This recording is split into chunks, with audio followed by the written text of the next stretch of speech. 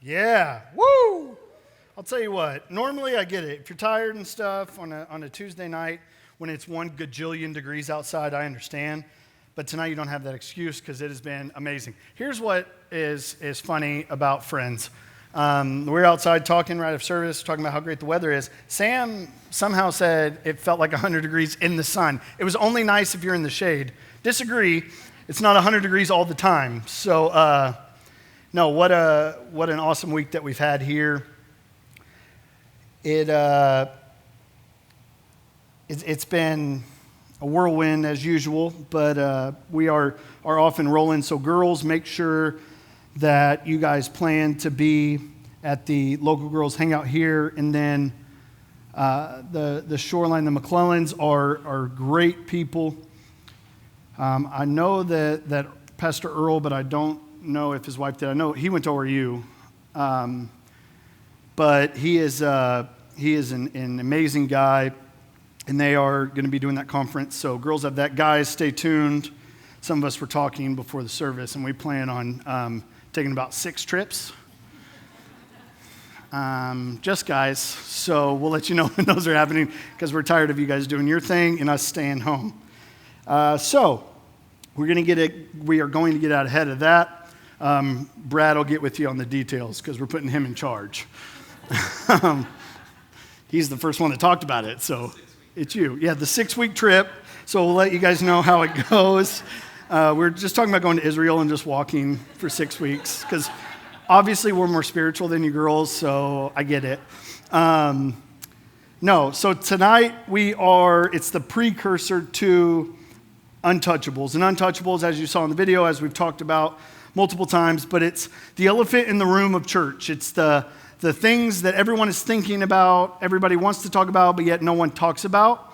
I figured we might as well talk about it. So this has been something that has been heavy on my heart, just everything down from do we do it or not do it to topics to, how deep. And I was actually talking with Pastor Jabin yesterday and just kind of throwing it to him. He's one of my mentors, my wise counsel, and it was funny because he goes, if you're going to do it, you might as well do it because that's you, and so be you. And so we're just going to jump right in. So I'm really excited about that. It'll be 4 weeks starting next week. So tonight I want to talk a little bit, and this, like I said earlier, this is for us. This is for the church, for local, for you guys personally in your lives, but I think this is something that is so vital, but yet is undervalued personally with us, and I think it's also underdeveloped. So tonight's title is Consistently Consistent. Consistently consistent. So I'm going to pose a question to you. Do you want to grow? Do you want to grow? Who in here wants to grow? Let's see by hands raised. I would hope that everybody would, because staying in the same spot and being stagnant is not what we are looking to do in life, especially in the general average age of everybody in this room. For you to be in the same spot is not good. Being stagnant is not good. So here's the solution to the problem. It's not talent. I think a lot of times we try to argue talent, effort, or determination, but really it's a lack of consistency. And I want to let you guys know that in this message I am preaching to myself also. But consistency is such a big deal, but yet we don't act like it is, or we want to downplay it because we as humans have the tendency to be inconsistent. It's when a different wave of doctrine comes in, you jump all on board that, or there's this thought process here, you're jumping on board with whatever that is, and you're not consistent in your life. I mean, I would say one of the things just in the 5 years of being married, now 3+ years of having kids, it's really not difficult. It's as a guy, you can't be selfish anymore, and your marriage is good, that's easy. And then being consistent, and it's the consistency with your kids and with your family, and then with your friends. Consistency is hard work. It is. It's a constant battle. It's constant hard work. But the benefit of that is huge. And the reason that I want to talk about this before we go into untouchables is because we are going to be talking about very, very real topics, very sensitive things, what the Word says about it, but then how we are supposed to be. So where I think that we have lacked with the unchurched is the consistency of the church in general. Consistency of how we love people, who we love. You have to have certain attributes or be a certain way or do this certain thing or whatever that is or not do this. But when it comes down to it, you're supposed to love no matter what.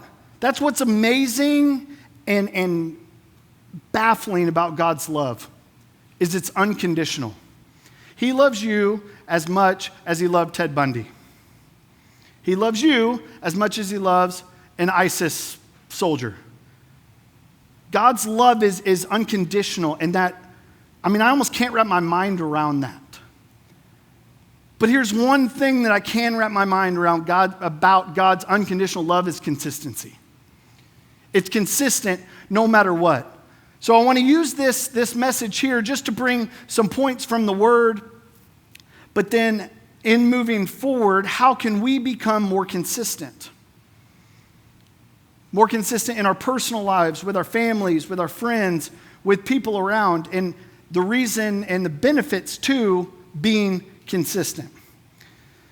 So there's some things personally that I would say most are probably inconsistent, and I'm going to go for the very easy ones like working out, eating healthy. It's difficult, I understand, but for me, it's starting at the easiest thing or the thing closest to us. It's being more intentional. That was one thing that I decided that I was going to do a couple months back, just with my family, with friends, with people around me, is just be intentional. Because too many times we walk in, especially walking in church, and say, hey, how's it going? And we are saying that with no intention or no want for them to ever respond to us. Don't actually tell me how you're doing. It's just so I don't look like a prick. So I'm going to say, hey, how you doing? And then you say, I'm good. How are you? And I say good, and we keep walking and never break stride while doing that. But we in our society, we are so antisocial, it's not even funny. So how in the world are we expecting people to trust us to come in broken, hurting, and get mended and get fixed by the all-knowing, all-loving, all-powerful God if we can't be consistent enough to be intentional with people? If we can't love people enough no matter what they have done, no matter what, that we love them unconditionally just like God did. Growth in life, in church, it happens with consistency. Attrition or people leaving or people being a part of your group and then just falling off by the wayside, that all lowers with consistency. Luke 9, verse 59 through 62, he said to another person, come follow me. The man agreed, but he said, Lord, let me first return home and bury my father. But Jesus told him, let the spiritually dead bury their own dead. Your duty is to go on and preach about the kingdom of God. Another said, yes, Lord, I will follow you, but let me say goodbye to my family. But Jesus told him, anyone who puts a hand to the plow and then looks back is not fit for the kingdom of God. We've heard that. If you've been in church at all, you've heard that little passage before, but I want to read out of the Message now, and this is going to be just verses 59 and 60. Out of the Message Bible, he said, certainly, but first excuse me a couple of days, please. I have to make arrangements for my father's funeral. Jesus refused. First things first. Your business is life and not death, and life is urgent. Announce God's kingdom. This teaching had to be very, very difficult to swallow. Could you imagine that This guy's going to come and devote his life to Christ. And he says, but I have to, first I need to bury my dad. And he says, let the dead bury the dead. I love it that the New Living Translation says, let the spiritually dead bury their own dead. But just like in the Message, it said that our business is about life and not death. I think that's such a strong point to being consistent in life, because you're keeping that central focus or that central vision in focus. That we are about the life business. That our business is life and not death. But this is a difficult teaching to swallow. And I look at it and it seems harsh, or where is that loving, forgiving God, the God that lets us go? But here, I think that these few verses speak loudly to us today. Because I don't take it literally like you need to truly go bury someone, but at what point do you feel like you have to get everything in order before you can jump into a full-fledged life with Christ? Why do you feel like you have to go and let people know that you're leaving before you just leave and jump in? Because we are about this life business. Let the past be the past. Let the dead bury the dead. And move forward, move on to the next things in life. Move on to life. But Jesus is serious about consistency, about a consistent effort. Once we start on that journey with Christ, he wants us to be completely dedicated. And I think what is difficult is we live in a society where it's okay to be on the fence, where it's okay to act one way one day and then in a different setting act a different way. That we can be a certain way around certain people, but then different around others. We're all guilty of that. If you don't think you are lying to yourself. But when it comes down to it, consistency is the one thing that I believe that can grow you and grow the church and grow the name of Jesus, is for us to be more consistent. Just pick something and be consistent with it. But as we move into the next few weeks, I want to encourage you to be consistent with love, with understanding, with grace. You don't know what people have gone through. You don't know what people are going through. You cannot put yourself in their shoes. So you have no idea why someone is reacting a way or acting a certain way or doing this certain thing. When it comes down to it, we're hurting. That's the reason most decisions are made. One of the things we're going to talk about with the Unbreakables is substance. What does substance look like?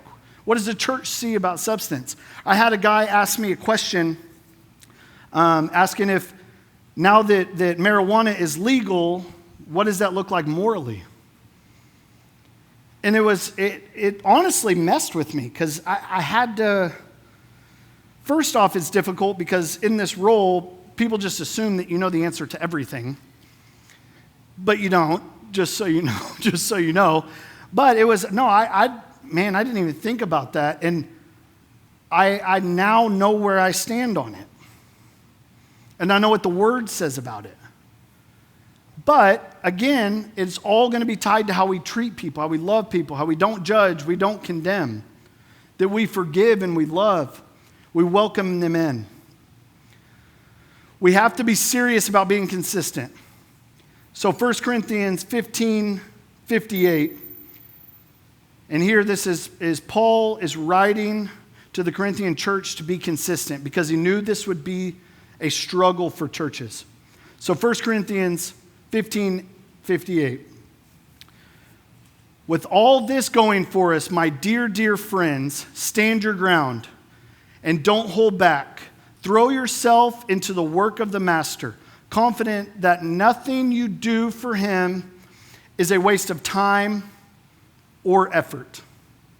Throw yourself into the work of the master, confident that nothing you do for him is a waste of time or effort. I am learning this valuable lesson right here in this setting with the local church. Throwing yourself into the work or being consistent with the work. I think what's hard is as business-minded as I am, I think of things and it's okay, is that worth it? What is the chance of return on that? And is this going to be beneficial? But what Paul is saying here is that be confident knowing that nothing you do for God will ever return void, will ever not be beneficial for you, that it's going to be a waste of time or effort. And this is where I just look and I see that most churches, when they do, like they start a program, it's always started really big. Everybody's in. I mean, I'm seeing that here with the local church, that when stuff is new, it's exciting, you're able to move forward. Everyone wants to be a part of the team. Everybody's good. And then some months go by and all of a sudden, people start falling off. But I think that's where that we have to be so careful and so consistent, because if you feel called to do something, you do it no matter what. Yeah, it might be difficult some days, but you do it no matter what. So whatever God has called you to do, it is going to be difficult. There are going to be days when you don't want to do it. I get it. I am right there with you. But when it comes down to it, either you want to be fulfilled in life or you don't. Do you want to look back in your late years of life and go, man, do you think you would think, man, I wish I would have gone and done this? Like, for instance, I used to play golf 4 times a week, maybe. I mean, it was a lot. And then we had 1 kid, and it slowed down a little bit, and then we have 2 kids, and I play like once a month now. But here's what I came to the realization of. I can't imagine 75-year-old Taylor, which is, I'm just telling you, guys want to be my friend around 75. I already have little to no filter. I can't imagine what it's going to be like. Me and Hunter are going to be sitting on a porch somewhere, and we're going to be the get off our lawn guys. It's going to be awesome. So I'm just saying you want to be around for that. But I look at myself at 75, and am I thinking, man, I wish I would have played golf more? Or I wish I would have spent more time with my kids? Did I wish I would have gone to the movies more? Or I wish I would have had real time with friends? When I look back, I don't want to think, man, I wish I would have done this, or I wish I would have done that. But I want to be consistent, because at the end of the day, when I'm 75 years old, drinking Arnold Palmer's with my main man Hunter right next to me, I want to think we are fulfilled, that our life was fulfilling. We did what we were supposed to do. We fulfilled the call of God that is on our lives. But when it comes down to it, it is much easier to take the other route. It's exhausting to play with kids for anything more than like 15 minutes. That's just dads, I'm assuming. But I can go to the driving range for a couple hours, but how does that benefit me? Being intentional and being consistent with things is huge. Yes, you have to take time to detach, to relax, to de-stress. I get that. But when you're doing that more than you are what God has called you to do, you have stuff twisted up. So looking at this, I found in Revelation that there's a positive example in the Word that of a church that has increased working instead of declining. Because here's why. We start things big, everybody's involved, everybody's a part of it, things start dropping off, and it almost feels like a lull, or you're not sure what's going on, or you're not doing as good or as well as you thought you would. Numbers aren't where they are. The involvement isn't what it is. But here's what's hard. I think that doing that, you're getting people that are all in, but then people fall off because they realize that's not where they're supposed to be or whatever it may be, and then it affects the whole group. So with this, I look at you guys sitting out here, and I think, okay, I want to have the most tight-knit group that we could ever have, the strongest, healthiest group. So I found a church in Revelation, and we're going to go to Revelation 2, 18 and 19. I know this is probably a lightly read book in your Bible. I get it. It's a little bit scary. Don't read it at night. It will keep you up thinking. Does anybody just lay in bed and think about weird stuff? Anybody with me? Here's what's crazy. Eternity. You know what I mean? Freaks me out. I once heard an example that I don't remember anything from kids' church except for this one thing, so that's how much it has messed with me. But it was that Mount Everest was turned into sand. And every 1,000,000 years, a bird came and took one pebble of sand and took it away. When Mount Everest was gone, that was the beginning of eternity. And I'm like, oh, Lord. All of a sudden, sin isn't great. That's eternity. And I'm going to have to deal, honestly, it's kept me up. Like I've just had to just pray or sing worship songs laying in bed because I'm like, I can't wrap my mind around what eternity even is. So that's why I don't read Revelation at night. But here we go. I'm glad at least one other person, Bailey, has thought like that. It freaks me out to think about eternity, but we're here. Write this letter to the angel of the church of Thyatira. This is the message from the Son of God, whose eyes are like flames of fire, whose feet are like polished bronze. I know all the things you do. I have seen your love, your faith, your service, and your patient endurance.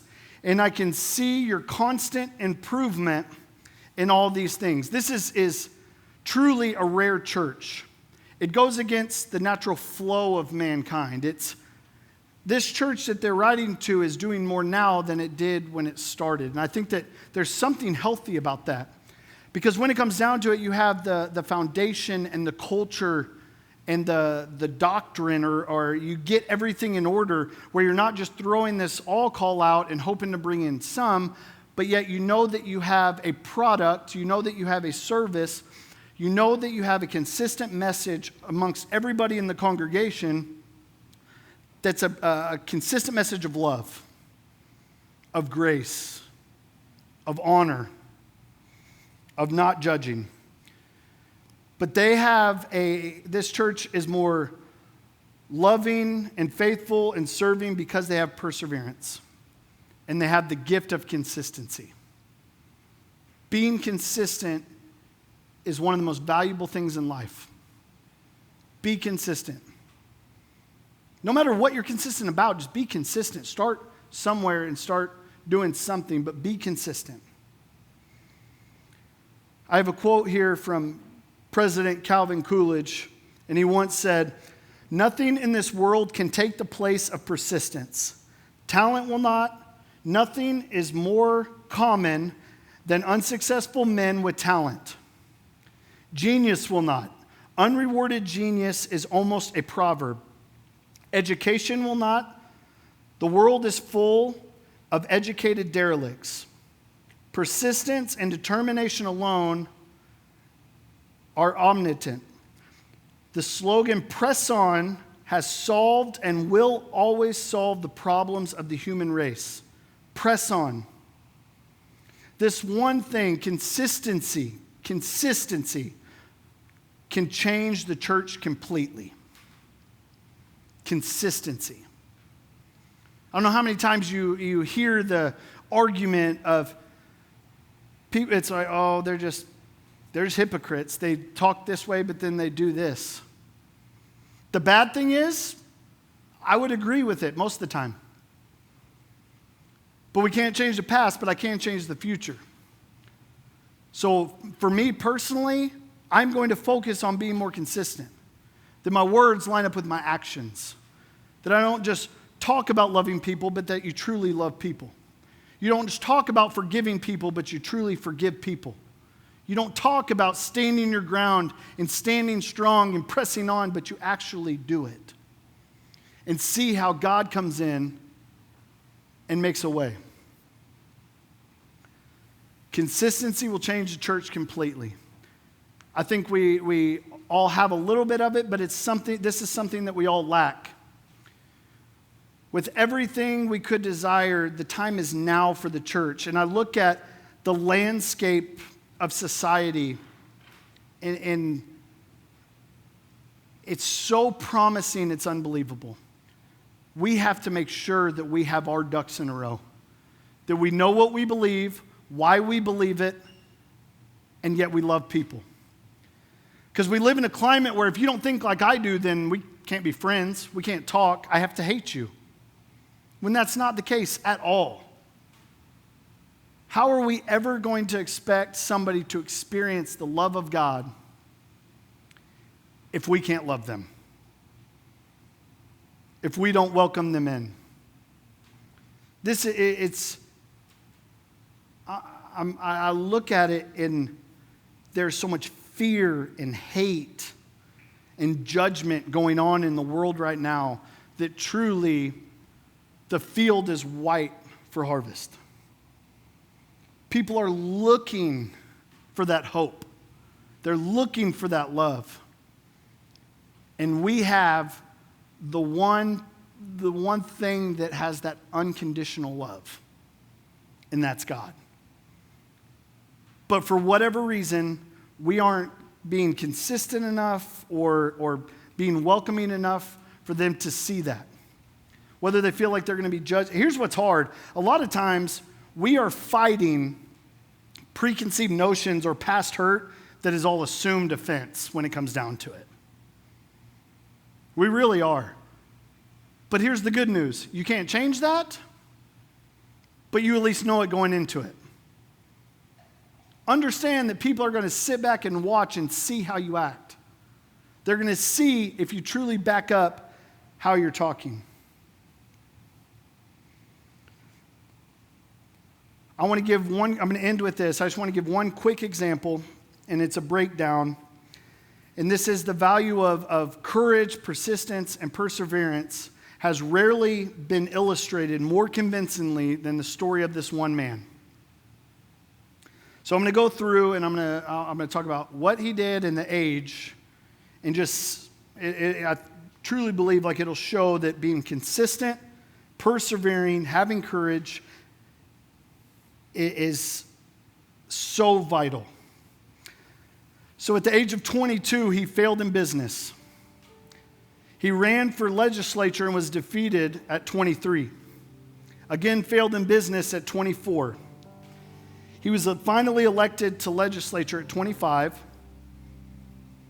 His childhood sweetheart died at 26. He had a nervous breakdown at 27. He was defeated for Speaker of the House at 29. He was defeated for the elector at 31. Defeated for Congress at 34. He was finally elected to Congress at 37. But then, as an incumbent, was defeated for Congress at 39. He was defeated for Senate at 46. Defeated for Vice President at 47. Defeated for Senate at 49. And then at age 51 was elected the 16th President of the United States of America. That is the record of Abraham Lincoln. There is a lot of defeateds there. But yet, he was persistent, he had courage, and he was consistent. After all of those failures, he became the 16th President of the United States and one of that made the most change during his term. So I wanted to use this as an example of encouragement for you. You might have tried to do this before. You might have tried to be consistent before. You might have tried to live a life after God and an honorable life before. You might have tried to be a good friend before, a loving person, whatever that may be. But I want to encourage you with this. You can be consistent. You have the power to be consistent. Be consistently consistent. Don't just talk about loving people, but truly love people. Don't just talk about forgiving people, but truly forgive people. You have no idea what people have been through. No idea. Why would you jump to a conclusion or jump to judgment based off of someone's actions when you have no idea what caused those? And what's so hard about it is it's so deep-rooted.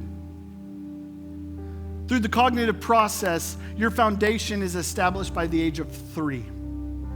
So people at 30 might be reacting a certain way or might be acting a certain way based off of a foundation that was laid before they were 3. You have no idea. At some point, people just want to be accepted, just want to be loved. Why would we even be here tonight if we aren't going to accept people and love people? If we aren't going to help them? It has been long enough of the hypocritical, judgmental perception of who Christians are. You can't change people, but God can. So let's lead them to a place where they can find that change. Let's lead them to a place where they can experience Jesus. Because in his presence, there's freedom. I can't bring that freedom to you. I'm sorry. If I could, I would in a heartbeat. I can't break the chains of addiction off of you. I can't. I can't help you with that. But I know who can. And I know how to lead you to him. So keep moving forward. Keep pressing on, but be consistent. There's a confidence about being consistent. You know who you are when you're consistent. If that's what you need to do first, find out who you are. Find out what you are called to do. Because when it comes down to it, we are all looking for fulfillment. We all want to live a fulfilled life. But the only way that we can do that is being consistent.